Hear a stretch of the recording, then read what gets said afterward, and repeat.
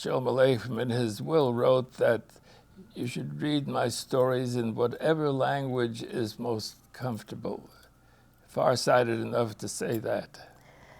This was part of Sholem Aleichem's last will, an extraordinary document which is published in the book of ethical wills, in which he says, on the anniversary of his death, whoever remains in his family, friends, others, come together, read his merry story, one he said, but now we read many. Which one?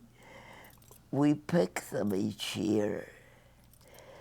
Read a merry story and remember me with laughter.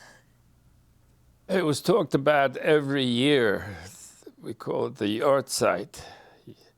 And from the time when the first Yortsayt, I remember, would at his daughter Marusia's house.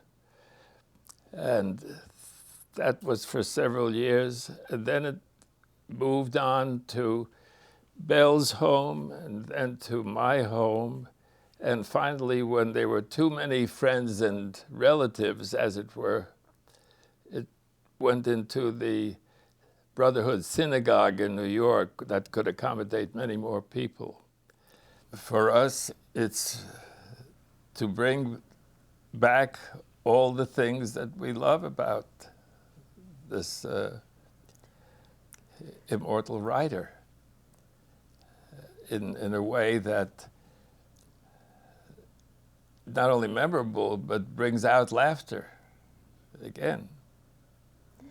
Seeing the people who come, the folk he wrote about, the folk he loved, the folk among whom he wished to be buried,